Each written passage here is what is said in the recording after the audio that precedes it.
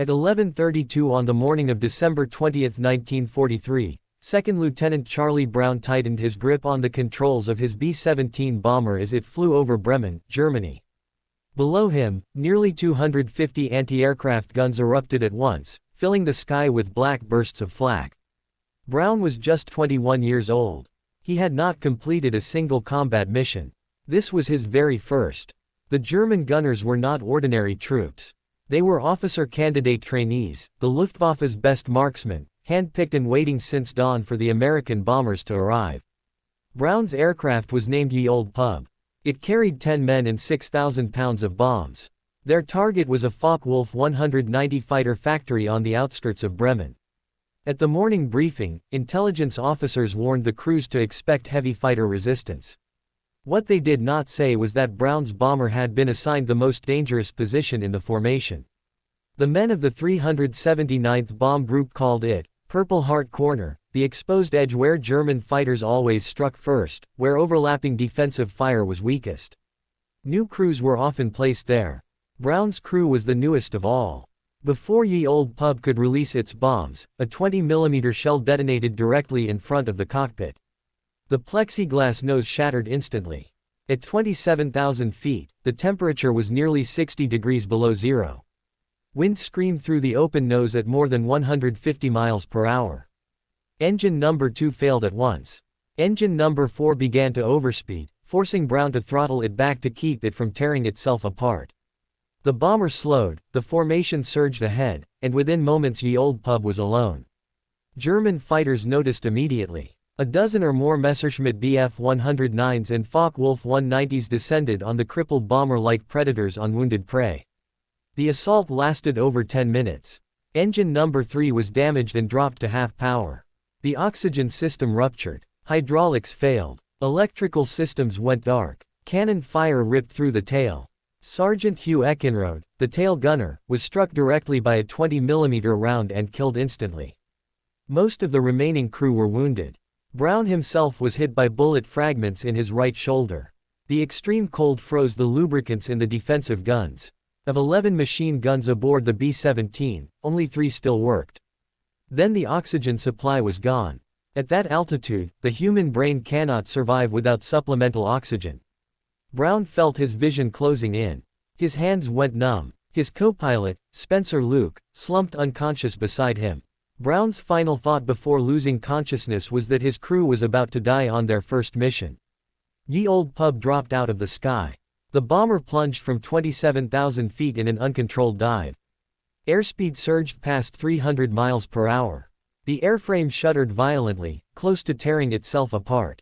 Then, at roughly 1,000 feet above the ground, Brown regained consciousness. The thicker air provided just enough oxygen to revive him. With every ounce of strength he had left, he hauled back on the controls. The B-17 leveled out just above the treetops of northern Germany. Brown looked around the cockpit. Blood coated the interior. Wounded men were everywhere. The tail gunner was dead. The bomber was shattered. And they had just passed directly over a German fighter airfield. On that airfield, a Luftwaffe pilot named Franz Stigler was refueling his Messerschmitt Bf-109. He had already destroyed 2 American bombers that morning. One more would earn him the Knight's Cross, among Germany's highest military decorations. He looked up and saw Ye Old Pub limping across the sky barely 100 feet above the ground. Stigler scrambled into his fighter and took off. Within minutes, he was closing on the damaged bomber. He moved into position behind its tail, finger resting on the trigger of his guns. One squeeze was all it would take. But what Stigler saw through his gunsight changed everything. The tail section was destroyed. Through the torn fuselage, he could see the lifeless body of the tail gunner, blood frozen in long red streaks. Pulling alongside, Stigler looked through more holes in the bomber's skin. He saw wounded men tending to other wounded men. He saw faces smeared with blood, bodies barely holding together. No one was fighting. They were simply trying to survive. Stigler remembered the words of his former commander, Gustav Rodel, who had taught him that honor mattered even in war. Shooting defenseless men was not combat. It was murder. The Americans could not defend themselves.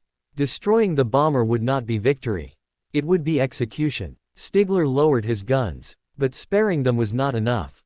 If the bomber continued deeper into Germany, someone else would shoot it down. Stigler pulled alongside the cockpit and tried to signal Brown to land and surrender. Brown misunderstood and shook his head. Stigler pointed toward Sweden, neutral territory. Still no understanding. Brown kept flying west, toward England, across the North Sea. Stigler made a decision that could cost him his life. He would escort the bomber out. Flying wingtip to wingtip, so close that from the ground the two aircraft looked like one, Stigler shielded the B-17 from German anti-aircraft fire. Coastal guns held their fire. Radar stations assumed the formation was friendly. Mile after mile, Stigler stayed with them until the bomber reached open water.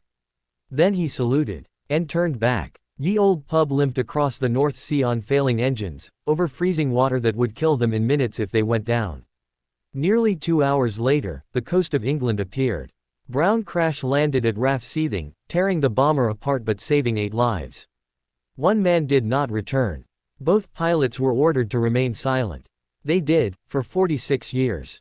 In 1990, Charlie Brown finally found the man who had spared him. The first words in the letter read, "I was the one." When they met, former enemies embraced like brothers. Their story became known around the world. The crew received long overdue honors.